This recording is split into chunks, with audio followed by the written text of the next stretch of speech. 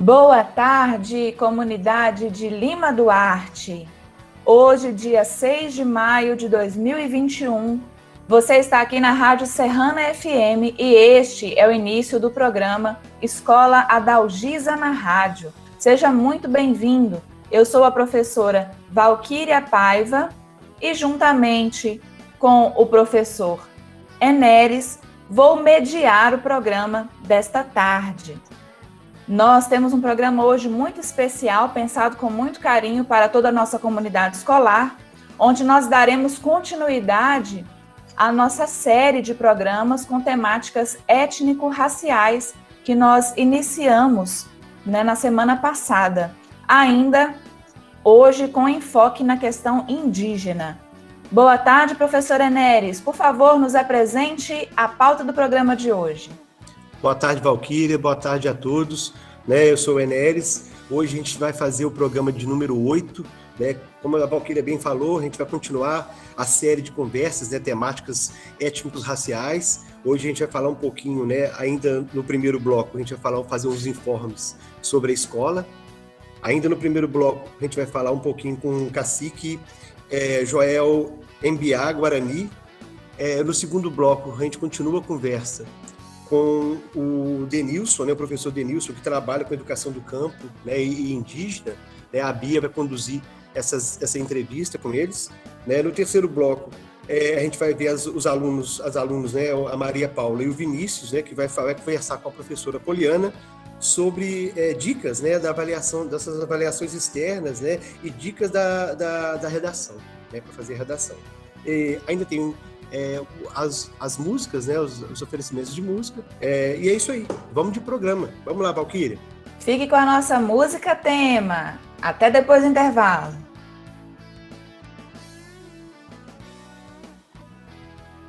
Boa tarde, comunidade escolar. Iniciando o nosso bloco 1 do nosso programa da Escola Adalgisa na Rádio. Hoje eu quero falar com os nossos estudantes que estão nos ouvindo e com os familiares, com toda a comunidade escolar, a respeito do encerramento do primeiro bimestre. Hoje é dia 6 de maio e amanhã, dia 7 de maio, nós encerramos o primeiro bimestre. Então eu quero convidar que os estudantes entreguem os PETs para os seus professores, procurem seus professores para devolver suas atividades. E se vocês têm alguma dúvida, alguma dificuldade, procure a nossa escola, tá? Vocês têm total liberdade para fazer isso, para nos procurarem através do telefone, dos nossos diretores, através da nossa rádio aqui, das redes sociais, dos grupos do WhatsApp. Vocês podem ligar na escola 3281 2000, 3281 2000, qualquer dúvida que vocês tiverem. Lembrando que os professores têm autonomia, para trabalharem as atividades, as avaliações, conforme julgarem necessário. Agora nós vamos ouvir a fala da nossa coordenadora. Boa tarde a toda a comunidade escolar, aos alunos da Escola Adalgisa. Estou aqui hoje representando a coordenação pedagógica e gostaríamos de estar esclarecendo, passando algumas informações muito importantes para vocês. O nosso primeiro bimestre, ele tem um valor de 25 pontos que serão distribuídos de acordo com cada professor entre o PET, as atividades complementares e alguma atividade avaliativa que o professor tenha disponibilizado ao aluno. Então, esse é o primeiro ponto. O segundo ponto que nós queremos ressaltar é a importância de todos os alunos devolverem as atividades, tá? É muito importante a devolutiva desse material. O terceiro ponto, os alunos que recebem o PET impresso também receberão as atividades complementares junto com alguma atividade avaliativa que o professor tenha disponibilizado, tá? Então, nós gostaríamos aí de agradecer o apoio, das famílias que estão acompanhando seus filhos, que estão preocupados, né, mesmo nesse trabalho remoto, né, com a educação dos seus filhos. Nós queremos agradecer muito a toda a família e a todos os alunos, né, que estão participando aí conosco nesse momento tão difícil. Muito obrigada. Ouvindo a fala da nossa coordenadora agora, né, Neres, é importante que a gente fique ligado na nossa escola. E agora vamos para o restante da nossa programação. O que temos ainda neste primeiro bloco, Neres? Agora a gente ainda tem a entrevista, né, que a Bia vai conduzir aí, sabiamente, com o cacique Joel, né? Eu vou chamar a Bia. Bia, vamos lá. Boa tarde, alunos e alunas, colegas de trabalho, ouvintes da Rádio Serrana. É com muita alegria e honra que recebemos nessa nossa primeira conversa o cacique Guarani Joel para nos contar um pouco, né, e trazer para as nossas reflexões essa história, né, que tanto tentam silenciar e invisibilizar dos povos originários dessa terra. Cacique, aqui de onde eu falo, Lima Duarte, Minas Gerais, é uma cidade do interior com cerca de 18 mil habitantes, uma cidade de economia rural. Nós não temos próximos a nós vivências com povos indígenas.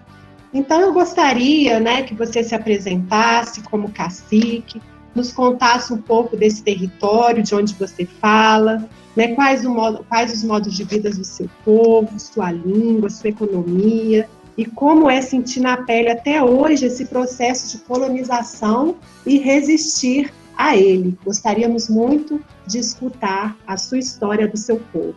Olá, boa tarde, Beatriz, boa tarde a todos. Então, eu sou cacique Joel Guarani, que o meu nome é próprio, que é Quaraú. Sou da etnia Guarani, né? Guarani é um povo, é o segundo maior povo do. Quero trazer algumas coisas sobre, principalmente, a cultura, né? Que a cultura Guarani hoje no país é uma das culturas mais preservadas, né? A gente traz uma cultura de conhecimentos milenares. Eu sempre tenho o costume de trazer um pouco sobre os costumes, a cultura. Tanto é que o povo Guarani hoje é considerado um povo religioso, né? Um povo religioso não pelo fato de outras religiões não indígenas às comunidades, né, ao povo, mas sim pelo fato de preservar a própria, que, como eu falei, conhecimento tradicional milenar. Tanto é que nós hoje, seja aonde for, aonde existir a aldeia Guarani, sempre tem os nossos líderes espirituais, né, que é chamado pajé, que é bastante considerável nas aldeias. São os que fazem as cerimônias de batismo, da cura.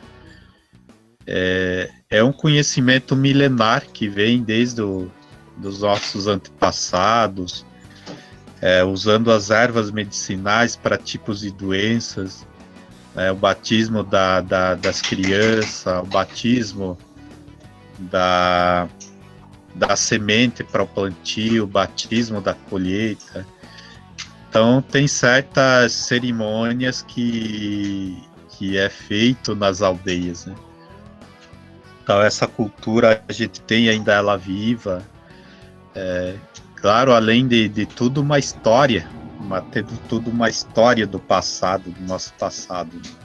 Que a gente traz ainda hoje, sabe que historicamente o povo Guarani aqui no Rio Grande do Sul foi um povo que sofreu massacres, né? O nosso líder, o primeiro líder que foi assassinado, né? Foi morto pelos portugueses e espanhóis, que é o nosso líder Sepete Araju. Né? Foi um massacre, foi mesmo assim, logo após da tentativa de catequizar todos os guaranis, teve famílias que conseguiu escapar dessas tragédias e continuar com a nossa cultura, né?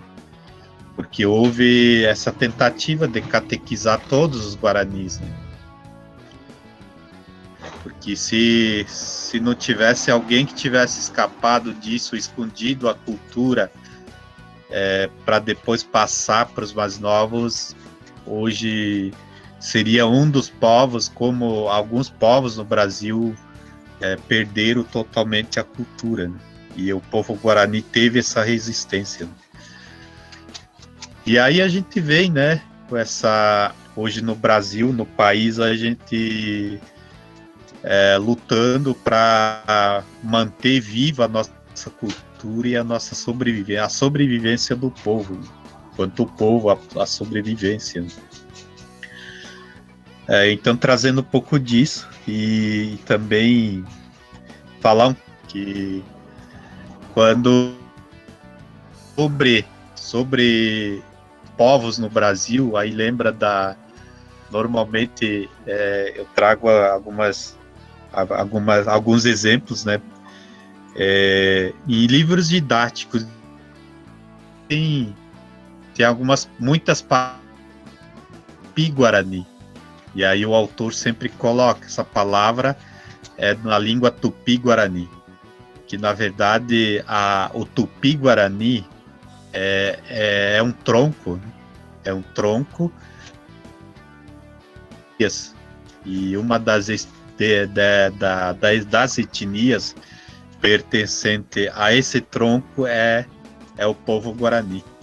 Assim como tem outros povos lá pro norte lá do país, pro norte do país, que tem outros povos também que tem a mesma linguagem, né? A mesma língua do povo guarani, que também pertence ao tronco tupi. Então, trazendo um pouquinho desses conhecimentos e na verdade, assim, algumas apresentações que eu fiz agora em abril, né? A gente sabe que 9 de abril, né? E uma das coisas que, principalmente quando se fala em luta dos povos para manter a sua cultura viva, manter os seus direitos no país, que hoje é tão difícil de manter o nosso direito, tão difícil de sobreviver nesse país, né? Que é um país que era originalmente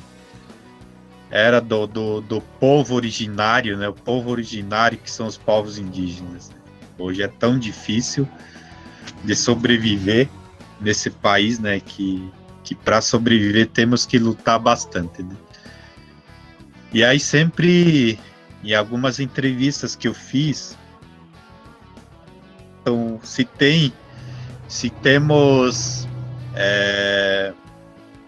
temos comemorações no dia 19 de abril, que foi o dia do índio. Eu sempre falo que nós não temos motivo nenhum em comemorar o dia do índio. Que o dia do índio, hoje, o dia do índio, quando lembram do dia do índio, principalmente para a sociedade em geral, hoje o dia do índio como se fosse um dia folclórico, né? Como se vem na lembrança da sociedade aquele índio atrasado, aquele índio do passado, aquele índio que era incapaz, né? Então eu trago um pouco disso, principalmente, né, quando me perguntam sobre o dia do índio, e E também, por um lado, assim, eu trago essa minha fala, né, que muitas vezes quando eu lembro a pessoa que me pergunta se eu sou índio, eu falo que não sou índio, né, porque eu não vim da Índia. Eu sou, na verdade, um indivíduo que pertenço ao povo Guarani. Eu não sou índio, eu sou Guarani. Então, trazendo essas reflexões, né, principalmente para a sociedade, acho que isso é importante, né? Não lembrar daquele índio na história, né? Porque, claro, eu, por exemplo, eu não voltaria no passado. O passado, a história do meu povo, ela vem. Então, trazendo essa importância dessa reflexão, né? Principalmente, eu fiz várias falas em escolas nesse mês, né? Na semana de 19 trouxe essas colocações, né? Essas reflexões em escolas não índias. Porque muitas vezes a própria escola começa a lembrar daquele índio do passado para os alunos, né? Onde que os próprios alunos começam aí começa essa visão dos alunos não indígenas, iniciando principalmente o preconceito que eles trazem sobre quando se fala indígena. Então, hoje, na verdade, nas escolas, para os alunos, é lembrar o índio do presente, né, não do passado. É uma das coisas importantes para trazer para a reflexão. Então, a minha fala aí, o convite para estar participando. É claro que eu vou estar à disposição se vocês tiverem algumas perguntas que eu possa estar respondendo, né? Então, mando um abraço a todos, muito obrigado. Em Guarani se fala Haeveté. Oi, Cacique Joel, é maravilhoso, né, te ouvir, essa valorização, né, de serem guardiões desses conhecimentos milenares, né, a força da sua voz, sua consciência, né, da identidade de ser Guarani, nessa resistência aí de todo esse histórico, né, de massacre hediondo, que você nos lembra, né, inclusive com nomes, com muita propriedade. Você falou um pouquinho do pajé, né, que é ser o líder espiritual, você é cacique, e como é essa organização, né, dentro do povo, da aldeia, do território, né, você conta, né, dessa invasão dos portugueses e dos espanhóis aí no Rio Grande do Sul, né, ao seu povo, matando a liderança, e como que é a retomada desse território pelo povo Guarani? Então, como eu estava falando, que nós temos aldeias em vários estados, né? São 5 estados, desde Rio Grande do Sul, Santa Catarina, Paraná, São Paulo, Rio de Janeiro, Espírito Santo e Mato Grosso do Sul. São principalmente as aldeias que estão hoje mais no litoral, né? E foi uma batalha muito grande do povo, das famílias que hoje residem a essas aldeias, né? Que a briga, na verdade, sim, uma briga que foi muito árdua, né, para todas as comunidades, para o povo, né? Até hoje ainda a gente tem essas lutas de busca do território, né? Que hoje, como eu falei, para nós, essa luta de busca de território, precisamos de pessoas que nos ajudem também juridicamente, né? Então, hoje nós temos toda uma mobilização a nível nacional, temos organizações que ajudam as aldeias, né? Então, dessa forma, estamos seguindo a nossa luta hoje, né? E nós temos organizações, como eu falei, a nível nacional, a nível estadual, a nível regional, que busca dialogar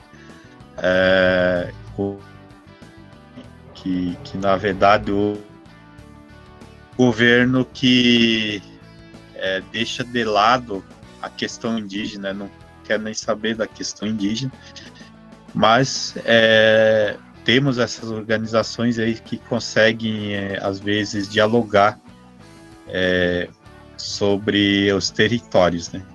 Então, trazendo um pouco disso aí. Muito bom saber, né, dessa força, dessa resistência, desse conjunto de vozes, né, que se somam e trazem aí, né, à tona todos esses conflitos. E como, Cacique Joel, né, o senhor faz parte, né, do curso de Educação do Campo da Universidade Federal da Fronteira Sul, né, que vem atender, né, uma demanda do direito à educação, a ter acesso, né, a esse ensino superior. E como é isso, né? Quais as dificuldades, né, você e seu povo enfrenta nessa organização, né, de uma instituição que segue aí uma cultura hegemônica eurocêntrica, branca? Como se dá esse encontro, né, como direito ao acesso à educação superior? Então, assim, que eu tenho, principalmente nas minhas falas, né, hoje estar numa universidade, o indígena, quando está numa universidade, não é pelo fato de, por exemplo, eu estando na universidade hoje, não é pelo fato de ter a minha escolha, né, mas sim por uma questão de obrigação, né, porque hoje, obrigatoriamente, precisamos, nós indígenas também precisamos dessa formação, até pelo fato na questão de lutas, principalmente para estarmos preparados também.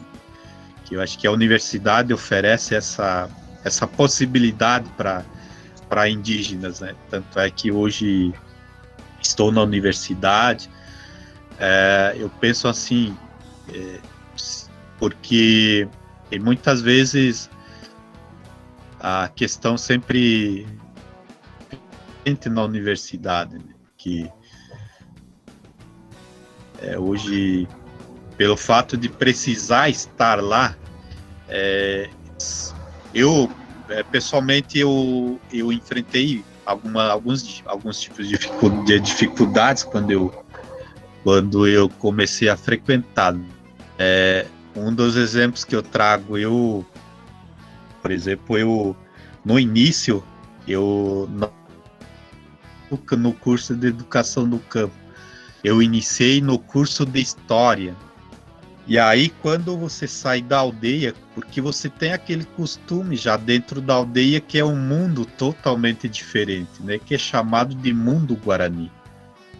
E aí, quando você sai desse mundo Guarani, vai para um mundo diferente, né? Que é o mundo não indígena, ou seja, para o mundo da universidade, né? Porque o mundo da universidade é conhecimento científico. E dentro da aldeia, no mundo Guarani, são conhecimentos tradicionais, culturais e milenar, né? Que você aprende com seus avós, com seus pais. E na universidade, são conhecimentos que você tem que se adaptar ao conhecimento científico. Eu trago sempre um exemplo de um professor, quando eu estava no curso de História. Eu lembro da fala do professor dizendo para a turma, quando você vem para a universidade, você sabe que para você se formar, você não vem para a universidade só quando você estiver quase morto. E uma das coisas que me tocou também, quando o professor disse, aqui na universidade, vai chegar o momento que você tem que se adaptar à linguagem da universidade. Ou seja, a cultura, tu tem que se adaptar à cultura da universidade. Então, uma das coisas que eu trouxe como dificuldades e alguns exemplos que me tocaram bastante, né? E aí, devido a isso, eu tive alguns problemas para frequentar as aulas do curso de História, né? Que eu vi que era um curso que não ia conseguir me adaptar, não ia conseguir chegar àquela linguagem da universidade. Que aí veio que surgiu a oportunidade do curso de Educação do Campo, que é um curso diferente, que é um curso que na verdade ela tem uma linguagem que ela traz mais para o lado dos conhecimentos do campo, né? Do campo que inclui as comunidades indígenas. Então isso me facilitou para que eu frequentasse esse curso. E aí eu aproveitei e semestre do curso, quase finalizando aí. Então é isso as minhas palavras. Obrigado. Muito bom, né, ouvir esse seu relato, né, que coincide aí também essa sua experiência, né, com essa continuidade, né, desses processos de colonização que nós temos sempre que repensar, né. Cacique Joel, né, todos nós estamos vivendo esse isolamento social, né, que a pandemia nos trouxe. Qual a mensagem, né, como Cacique Guarani, que o senhor tem para nos trazer neste momento? Olha, eu desde o começo da pandemia, a gente tem falado, refletido muito, mais velhos também, né? Que uma das coisas que me toca também, né, que é a fala sempre dos mais velhos, né? A fala dos mais velhos sempre já com uma certa previsão de que um dia a gente enfrentaria tudo isso, né? Que na verdade isso é uma doença, talvez uma pandemia. E aí o que mais me toca é que os mais velhos hoje ainda, pelos relatos, que isso não é um problema ainda sério, que estamos ainda está por vir problema muito pior do que isso. Mas pelo fato de a própria humanidade, né, a própria humanidade não se conscientizar, principalmente quando se do meio ambiente, porque hoje a gente vê no mundo afora aí a destruição dos nossos bens, o nosso bem, que é a própria natureza. Mas muitas vezes não se colocando a própria humanidade, não se colocando como natureza, porque nós somos a natureza também. Então quando há uma destruição de uma floresta, quando há queimadas, quando se termina com fontes de água, quando são coisas que a própria humanidade está fazendo a sua própria destruição. Então essas falas sempre que esse tipo de problema, há uma previsão pelos nossos mais velhos, que muitas vezes a própria sociedade, as próprias pessoas falam, um dia vai acabar o mundo. E o mundo, na verdade, é a humanidade. Ou seja, a própria humanidade acaba se destruindo sozinho. Então, essas falas sempre vindo dos mais velhos. Então, eu acredito que hoje a humanidade, a pandemia que estamos enfrentando, é o que possamos ter, ser mais humano um com os outros, né? Então, é isso as minhas palavras, e eu acredito que, como eu falei, isso só Nyanderu, né, que é o nosso nosso Deus saiba o que for a humanidade. Imensa gratidão, cacique Joel Guarani, né, pelas suas sábias palavras, por esse alerta, né, a nós, seres humanos, né, sobretudo os seres humanos brancos, né, que temos tanto nos afastado, né, igual o senhor colocou, dessa questão também, né, de sermos natureza, né, de ter esse elo como parte, né, de um todo, como os povos indígenas têm dentro das suas vivências. Muita gratidão por essa conversa, né, saiu bem reflexiva e tocada, né, como toda oportunidade que nós temos de estarmos, né, conversando com representantes dos povos indígenas, com as nossas raízes ancestrais. E, né, no próximo bloco a gente vai poder, né, falar um pouquinho mais com o professor Denilson sobre essa questão desse ambiente acadêmico, né, da educação do campo, e vai ser bem legal também essa outra conversa. E agora eu chamo a Maria Paula para nos trazer os pedidos musicais de hoje. Boa tarde, pessoal.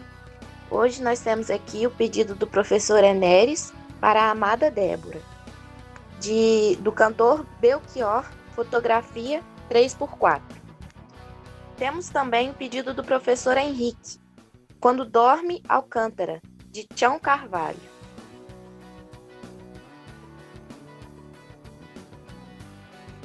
Muito bem, queridos ouvintes, vocês estão nos acompanhando aqui no programa Escola Adalgisa na Rádio. Este é o nosso programa de número 8 e nós estamos ouvindo hoje vários convidados, né? No segundo bloco nós já escutamos o cacique Joel Guarani e agora nós vamos dar continuidade à entrevista com outro convidado que é o professor Denilson. Eu quero chamar a professora Beatriz para continuar esta entrevista. Boa tarde, professor Denilson, bem-vindo, né, com imensa alegria que te recebemos e agradecemos, né, pelo horário aí na sua agenda. O professor Denilson é professor da Educação do Campo da Universidade Federal Fronteira Sul, no Rio Grande do Sul. Eu gostaria, professor, que o senhor nos contasse um pouco da sua trajetória profissional, o contexto que surge, né, a Universidade Federal Fronteira Sul, o curso de Educação do Campo e como foi a sua aproximação com as causas dos povos indígenas. Boa tarde, professora Beatriz, aos demais professores que nos acompanham, aos estudantes que estão conosco e à comunidade de Lima Duarte. Uma satisfação falar com vocês nessa tarde de maio.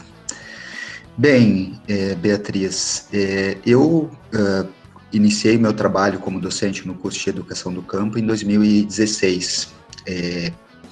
É importante destacar que Erechim, no Alto Uruguai Gaúcho, é uma região onde nós temos no entorno, e entendam no entorno, parte do Rio Grande do Sul e também do oeste de Santa Catarina, 24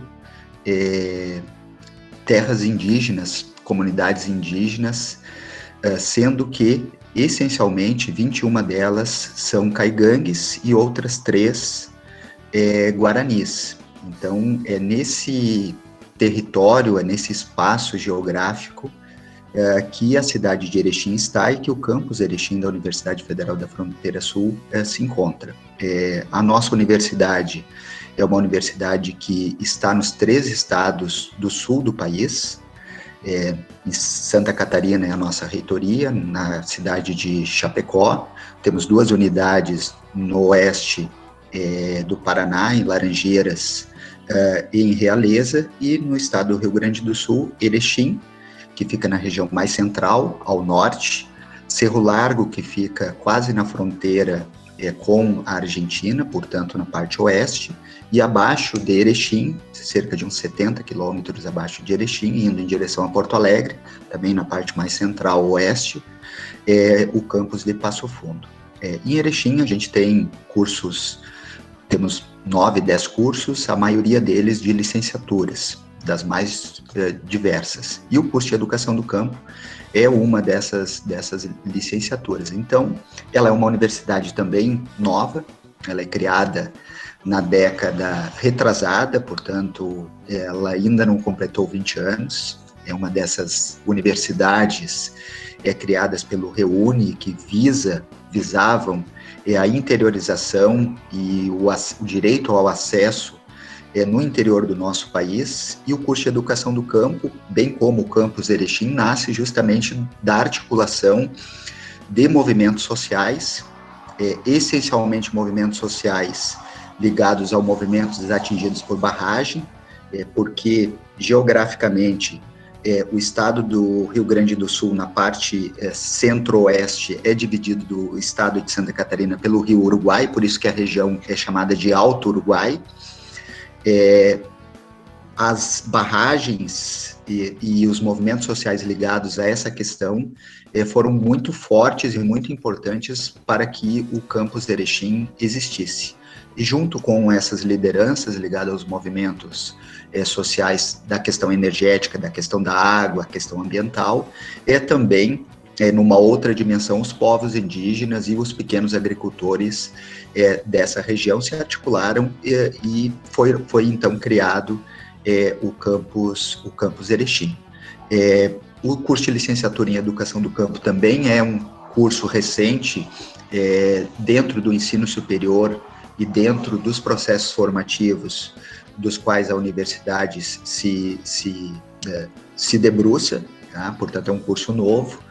E no nosso caso, em Erechim, é um curso que atende, isso em função das demandas da região, as ciências da natureza, ou seja, os nossos egressos, eles estarão habilitados para lecionar as disciplinas de ciências nas séries finais do ensino fundamental e química, física e biologia numa perspectiva interdisciplinar e integrada às escolas de ensino médio da região. Demanda que, justamente nesses movimentos de criação do campus, se percebeu que era uma, e ainda é uma necessidade, principalmente para qualificar a escola básica camponesa da região.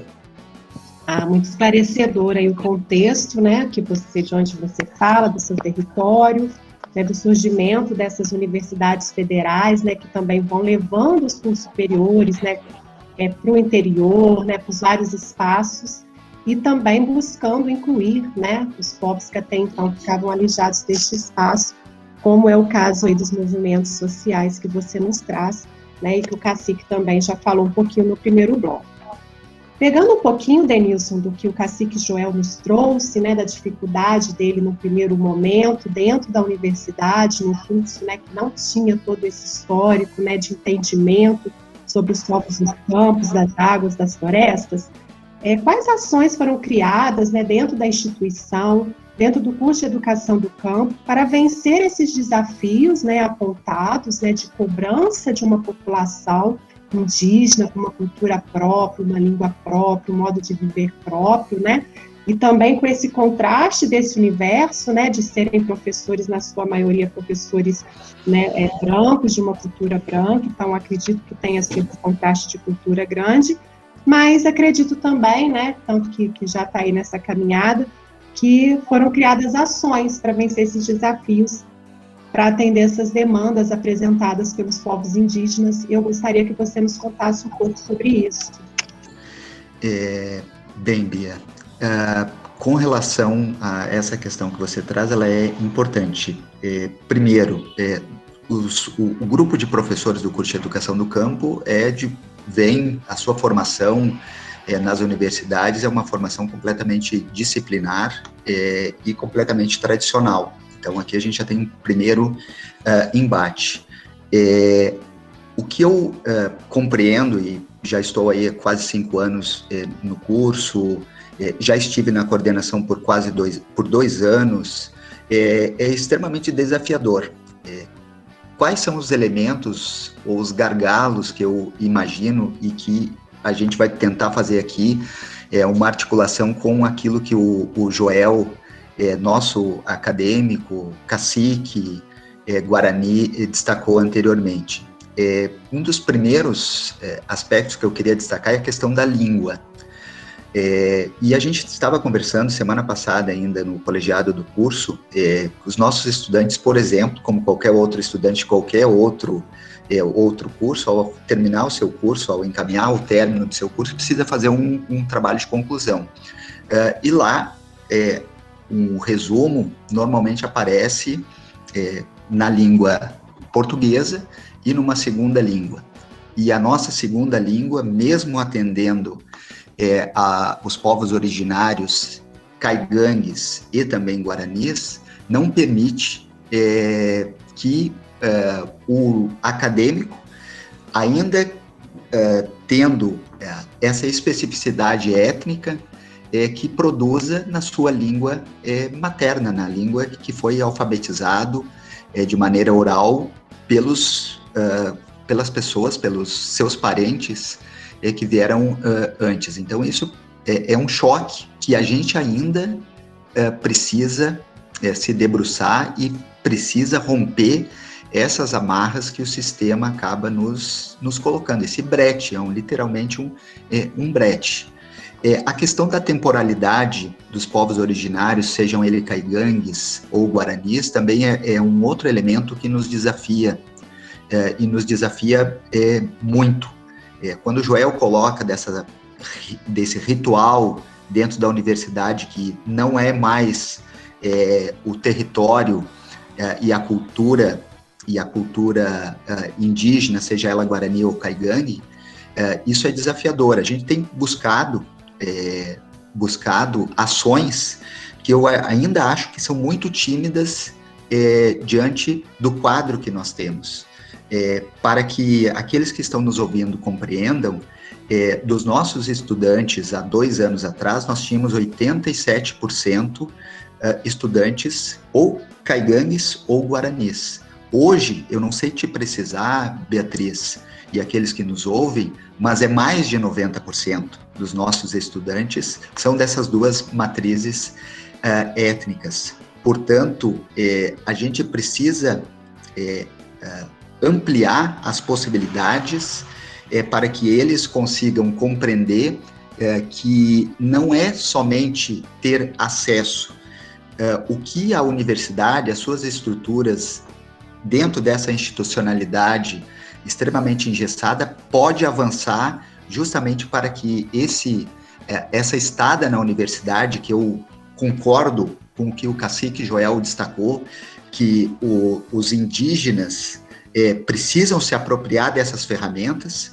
Eu lembro aqui para vocês algo muito emblemático que eu tive na minha experiência no curso, que foi, muito natural a gente, agora não em função do período da pandemia, mas nós termos atividades nas terras indígenas, nas aldeias, interfaces culturais, escolas, visitar as escolas, acompanhar os nossos estudantes nas atividades de tempo comunidade, e em novembro de 2016, eu, a professora Solange, minha colega, e a professora Lidiane, tivemos uma atividade cultural de batismos lá na terra indígena de Iraí, que fica no oeste do nosso estado.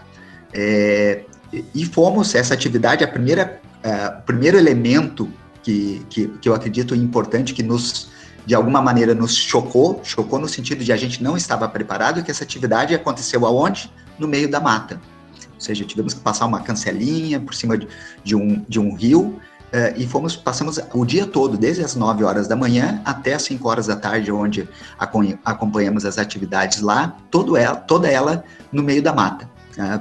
Muito interessante para a gente compreender um pouquinho e se aproximar do entendimento e da violência que são os indígenas dentro desses espaços de cadeira um atrás do outro, fecha a porta dentro das nossas salas de aulas, das estruturas que não foram preparadas também para incorporar essas necessidades dos povos originários. E um ancião de 92 anos me disse: que bom que vocês estão aqui e que bom que os nossos estudantes estão indo para a universidade, porque nós precisamos nos apropriar das ferramentas, das leituras, das questões de direitos, para que nós estejamos mais articulados, para não perder a nossa língua, para não perder os nossos aspectos culturais, e que o Joel já colocou muito bem, da questão da religiosidade, da língua, da sua cultura, do artesanato, da comida típica, mas, sobretudo, para garantir a resistência dos nossos povos, e a terra, o território, é algo essencial para nós. A relação que nós temos com a terra é muito diferente daquela que vocês, estudantes brancos, dentro da universidade, possuem na nossa sociedade de um modo geral. Isso foi muito emblemático, porque dá uma dimensão daquilo que o Joel destacou, que é nós brancos temos uma outra relação com a natureza e nos colocamos para além da natureza, como se não fizéssemos parte dela, e ainda a natureza a ser explorada. Nossa, você vai falando, né, Denilson, a gente fica imaginando, né, todas as cenas descritas aí, as dificuldades e todos esses contrastes, né, e faz a gente pensar aqui também, né, na nossa escola, né, que também está no interior, uma escola que atende, né, que tem a sua vertente rural muito forte, e pensar como que esse espaço da escola é também constituído, né, para que a gente naturalize esse afastamento da natureza, né, colocando ao encontro também da fala do cacique Joel Guarani, né, que faz com que nós brancos, né, não nos vemos fazendo parte, né, desse todo. E é importante também frisar, né, que apesar das nossas diferenças, né, que o diálogo, pensar junto, nos permite que a diversidade ela seja respeitada, valorizada, né, e incluída nos diversos espaços. Denilson, agradeço imensamente a sua fala, né, as suas reflexões. Tenho certeza aí que a gente vai ficar, né, com as falas do cacique Joel, com o cacique Denilson nos acompanhando aí durante a semana. Maria, tem mais pedidos de música? Oi, tem sim. Temos o pedido do professor Lídio, dedicando à sua família, Eu Caçador de versão de Sá. E também temos o pedido da professora Poliana, que é A Cura Está no Coração, do Gabriel Prensador e Cíntia Luz.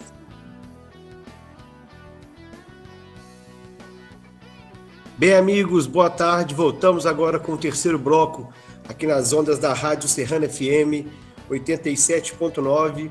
A gente vai continuar o terceiro bloco, chamando a Beatriz e os nossos alunos, né, para fazer um bate-papo com a Poliana, né? Maria Paula, Vinícius, vamos lá, é com vocês agora. Isso, agora a gente vai conversar com a Poliana, que nos trará preciosas dicas para a redação. Eu vou passar a palavra para a Maria Paula, que vai começar esse importante bate-papo. Se liga aí, aluno e aluna, e você que está se preparando para as avaliações externas. Boa tarde, pessoal. Então, hoje a gente vai, como a Bia já falou, conversar um pouquinho com a professora Poliana, que é professora de português e vai dar algumas dicas para a gente.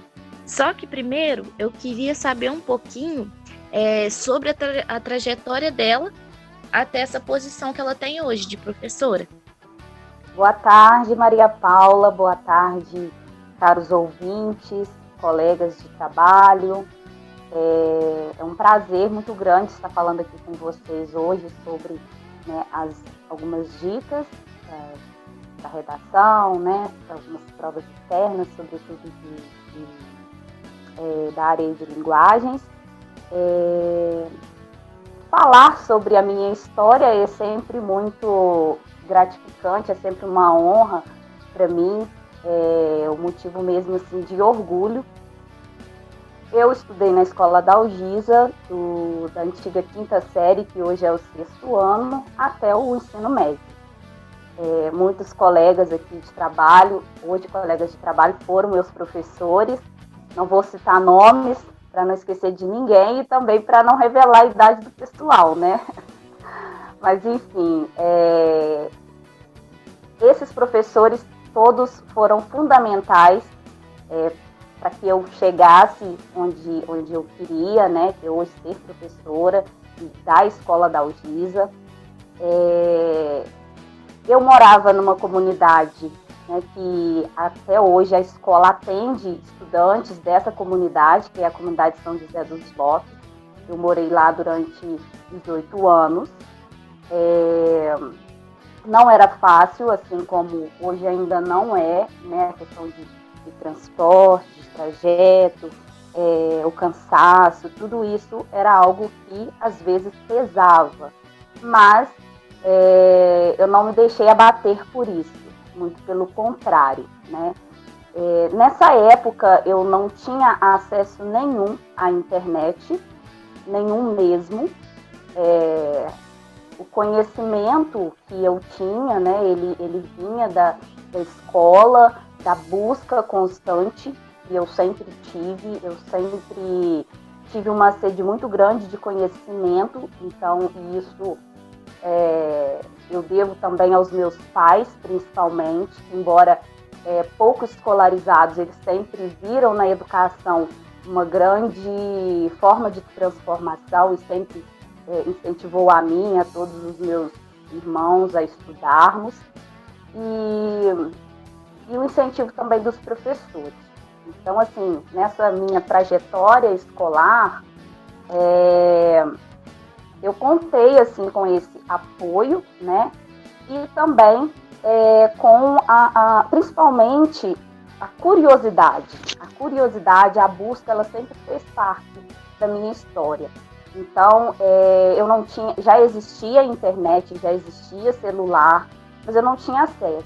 Não tendo acesso, eu não encarei isso como um obstáculo, mas o que eu podia fazer para que eu alcançasse o meu objetivo, que era ser aprovada na UFJF.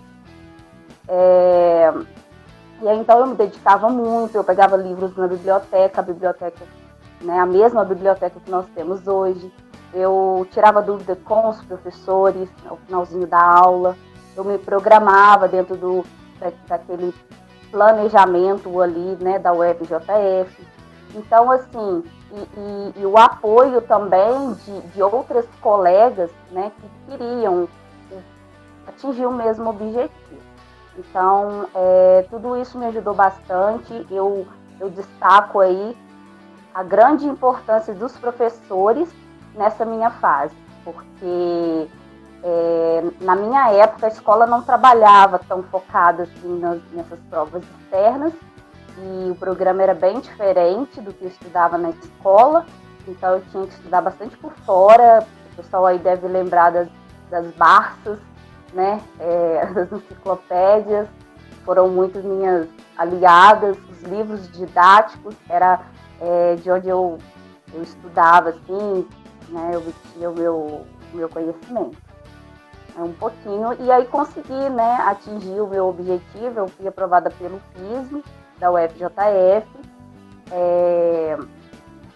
eu fui aprovada em segundo lugar, existiam 3 cotas, né, e dentro das escolas públicas, e eu me senti extremamente feliz, assim, né, e realizada por esse objetivo, e essa conquista que não foi só minha, mas da minha família e de todos os profissionais que me incentivaram nessa realização.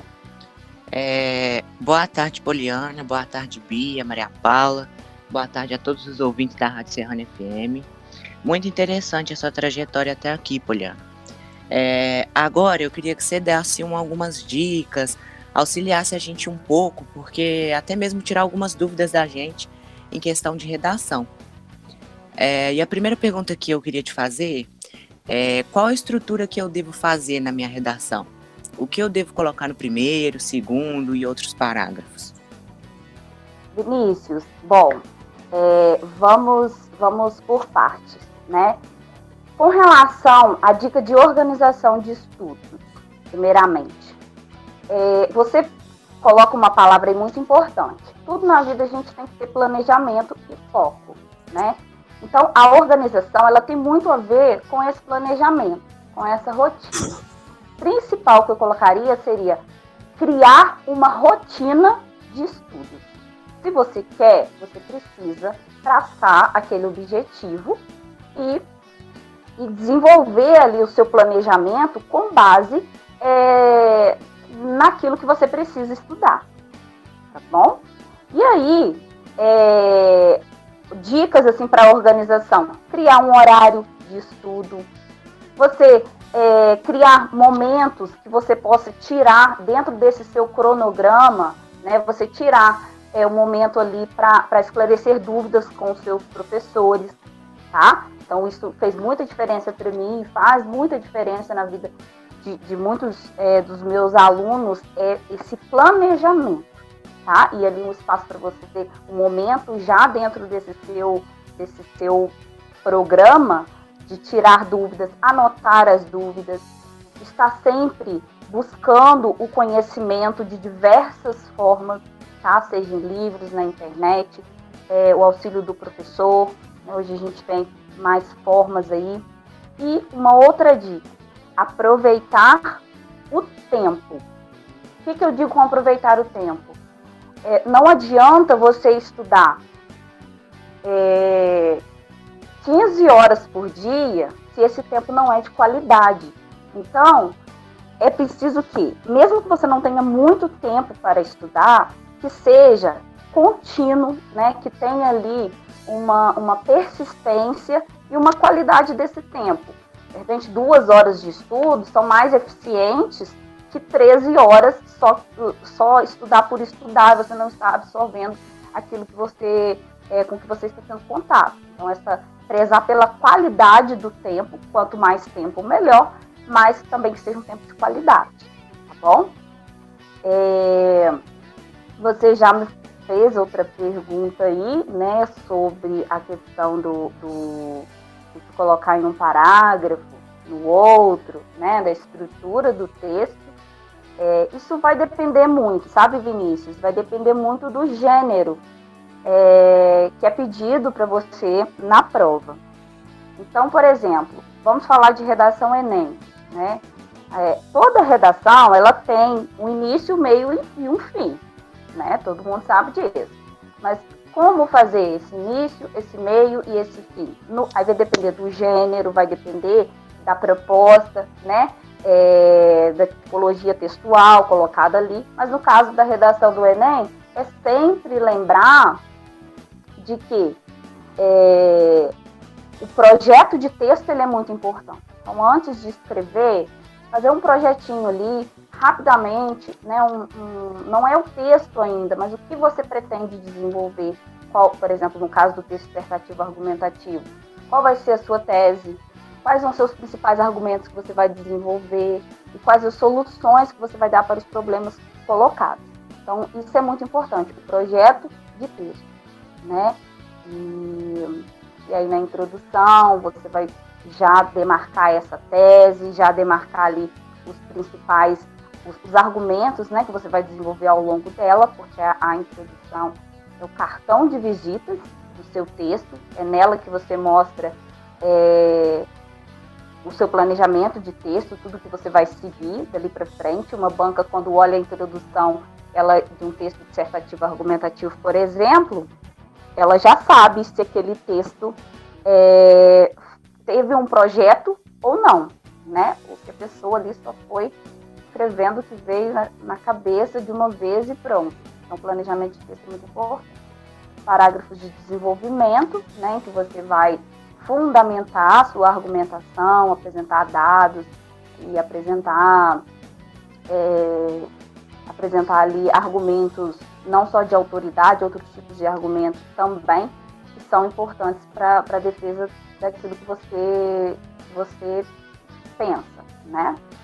E a conclusão, nesse caso específico da redação Enem, é o fechamento das ideias, né? É o fechamento das ideias, e nesse processo, a solução, ou possível solução, para os problemas que você apresenta. E aí a dica que eu deixo é: não fique falando de diversos problemas sobre os quais você não sabe resolver, ou você não tem uma ideia do que propor. Então, antes de você colocar menos problemas, né, a serem rebatidos aí pela sociedade, né, que a gente precisa resolver, colocar vários e não apresentar solução para eles ao final do texto.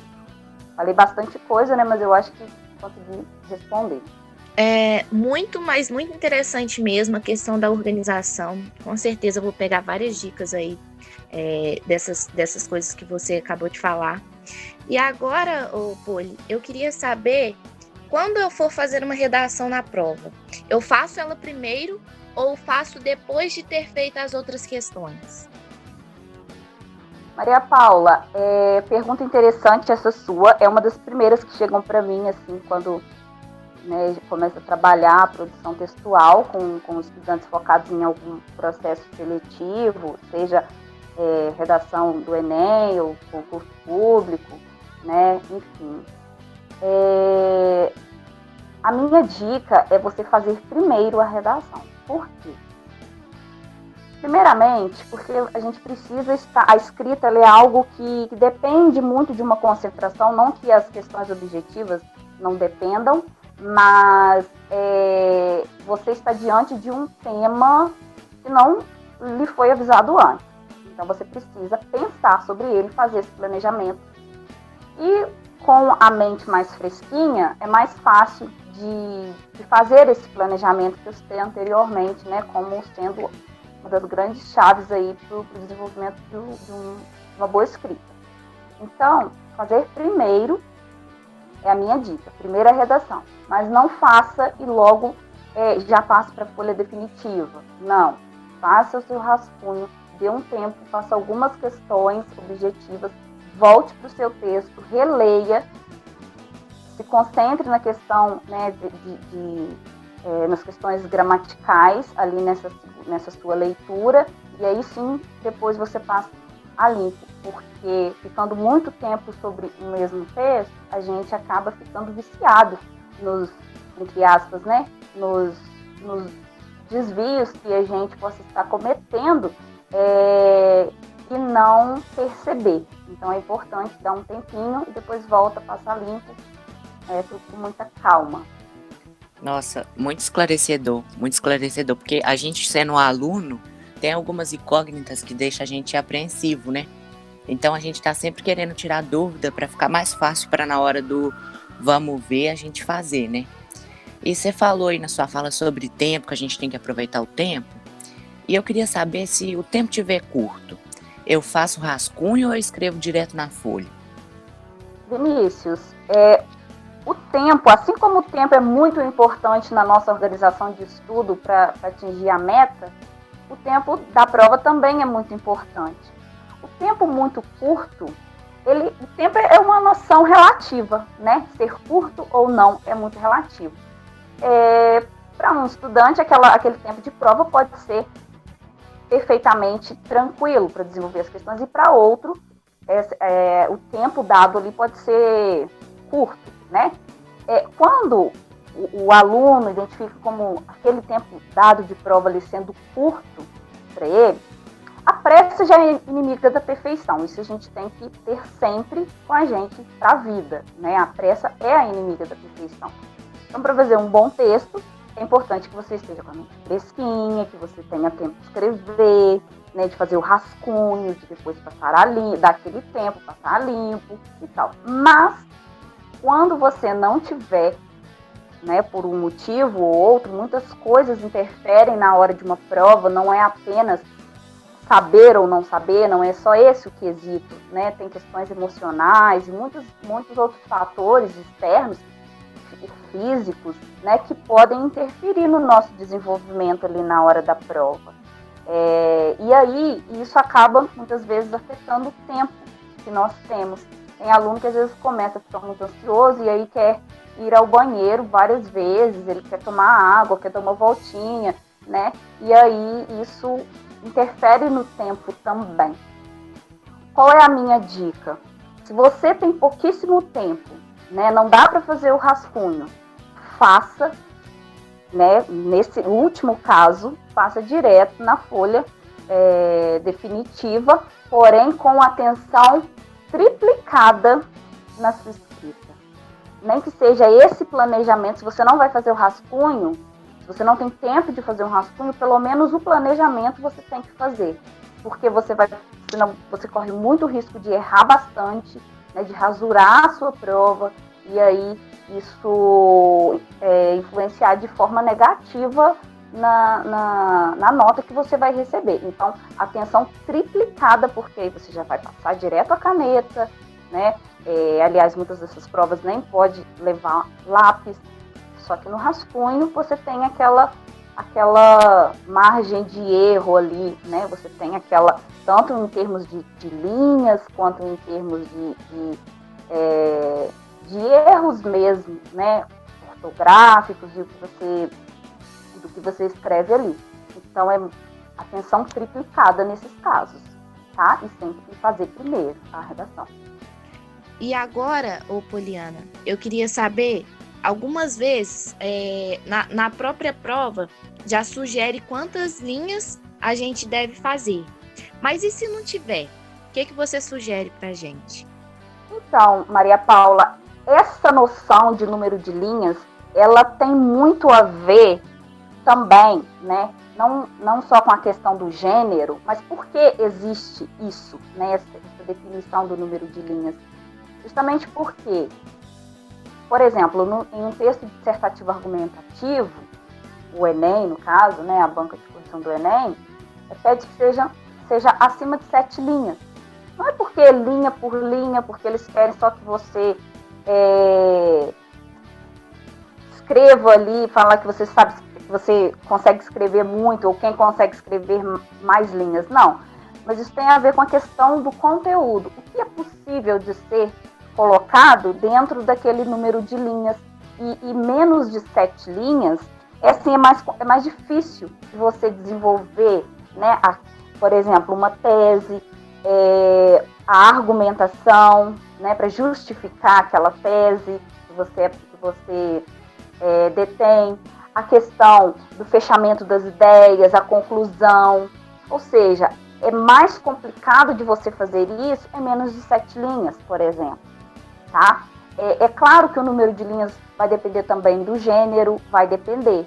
Mas qual é a dica que eu dou? Se eles não falam nada de número de linhas, tente já ir na sua rotina de estudos, né?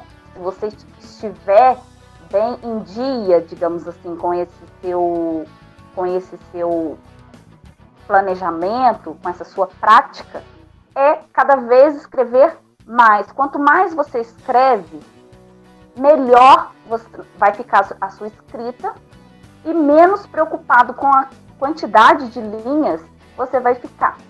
E aí existem aqueles alunos que têm muita dificuldade em começar um texto, por exemplo, e aí acaba escrevendo muito pouquinho. E isso vai muito da falta de prática e da falta de leitura também, da busca de informações. A leitura ela é muito importante. Então, assim, não tem nada falando do número de linhas. Tente pensar no conteúdo. O que é proposto para eu abordar? Eu consigo abordar dentro aqui de quantas linhas, mas não essa preocupação inicial com as linhas, principalmente se não tem nada sendo dito ali. Mas, geralmente, na faixa ali de 15, 20 linhas, no mínimo, a gente consegue fazer um texto mais que contemple todas essas necessidades que o gênero pede. É muito interessante, realmente, tudo isso que você traz pra gente. E é confortante, né? Porque a gente fica apreensivo, cheio de dúvida, como eu já falei, e quando vem alguém esclarecer elas é muito bom. Você fala várias vezes aí nas suas falas que uma das coisas mais importantes para você ter um bom resultado lá na frente é o planejamento. Então eu gostaria de saber se você tem alguma dica para dar para nós alunos sobre planejamento, como eu planejo meus estudos. Você tem alguma dica? Vinícius, o planejamento ele vai partir do conteúdo programático da prova que você vai fazer, né? Então você precisa ter um contato com esse conteúdo programático e ali dividir, por exemplo, uma das ideias.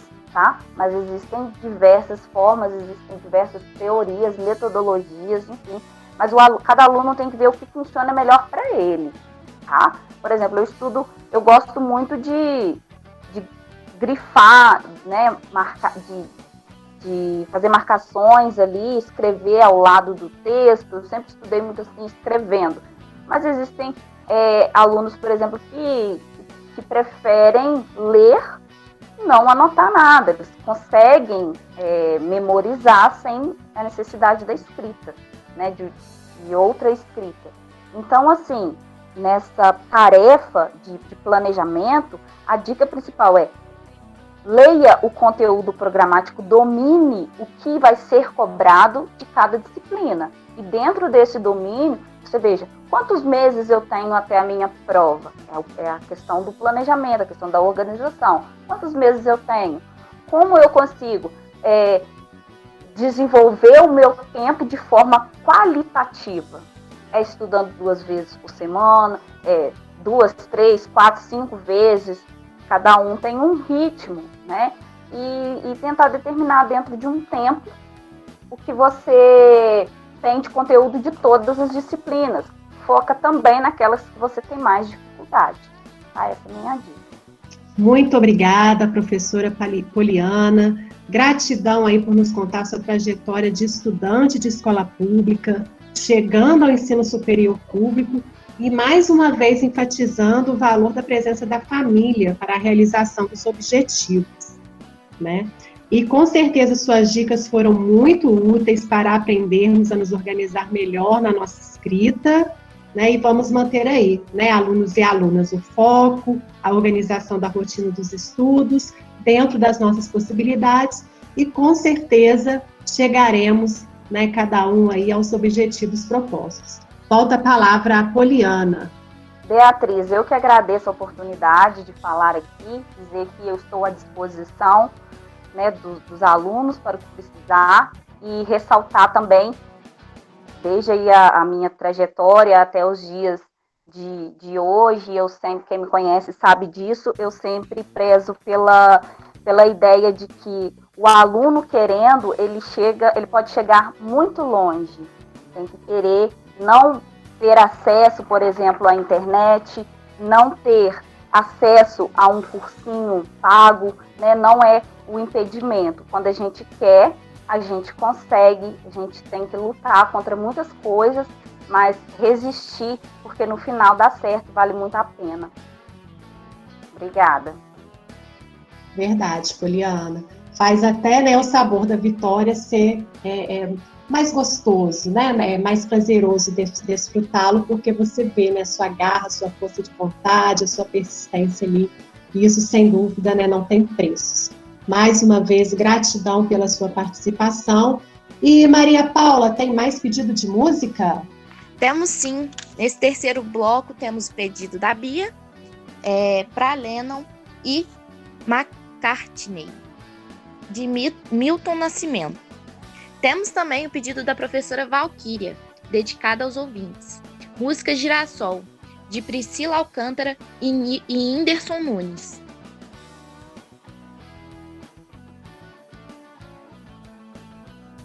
Boa tarde, queridos ouvintes. Aqui estamos no nosso bloco 4, encerramento do nosso programa. Eu quero fazer o agradecimento a todos que nos acompanharam, a todos que estiveram conosco durante esta tarde tão agradável, tão interessante, que nos trouxe, né, questionamentos e respostas. Foi muito bom estar com vocês, queridos ouvintes. Deixo os meus agradecimentos. Peço que o professor Enéris faça a recapitulação, né? Conte para nós o que nós ouvimos no programa de hoje e já deixo o meu boa tarde até semana que vem. Professor Enéris. Beleza, Valquíria. Eu queria também agradecer a todos, né, por esse programa muito legal, muito bom, foi sensacional. Fazendo a recapitulação aqui do programa, né, o programa de número 8, né, a gente continuou fazendo essa série de conversas, né, temáticas étnicos raciais. O primeiro bloco, a gente fez os informes, né, da escola da Algisa, e ainda no primeiro bloco, a professora Beatriz fez a entrevista com o cacique Joel, né, em Biá, Guarani. No segundo bloco, a Beatriz continuou, né, fazendo a entrevista, só que agora com o professor Denilson, né, que trabalha com a Escola do Campo, com essa temática da educação do campo e educação indígena. No terceiro bloco, a gente teve, né, o bate-papo dos alunos Maria Paula e Vinícius com a professora Poliana sobre, né, as dicas, né, das avaliações internas, né, Enem, né, esse tipo de coisa, e das dicas sobre redação, né? E também os informes musicais. Eu queria agradecer a todos mesmo e chamar a Maria Paula para ver se tem algumas musiquinhas pra gente aí. Maria Paula, tem música pra gente aí? Temos sim, agora são os últimos pedidos do programa. E temos o meu pedido, que é a música Exagerado, de Cazuza. E temos também mais um pedido da professora Bia, que é A Casa no Campo, de Elis Regina. Então é isso, pessoal. Boa tarde. Até o nosso próximo programa, quinta-feira que vem. Um abraço.